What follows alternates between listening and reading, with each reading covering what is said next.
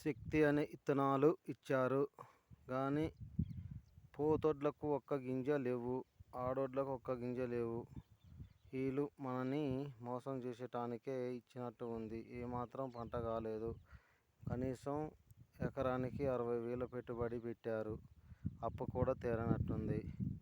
ఇలాంటి ఇత్తనాలు ఇచ్చినోళ్ళు మాకు సహకరించి మాకు ఇన్సూరెన్స్ అని ఉందన్నారు కానీ అవి ఎంతవరకు ఇస్తారో ఏరో మాకు నమ్మకం లేదు. దయచేసి ఈ మెసేజ్ చూసిన వాళ్ళందరూ మాకు సహకరించగలరని కోరుతున్నాము. మాది రేగుల గ్రామం, కరకగూడెం మండలం, భద్రాద్రి కొత్తగూడెం జిల్లా. ఈ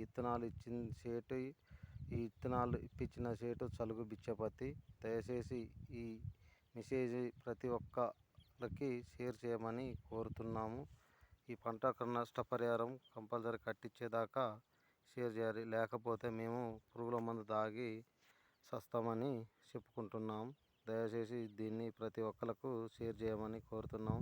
ఇది మెయిన్ వ్యవసాయ శాఖ మంత్రికి షేర్ చేయగలరని కోరుతున్నాం.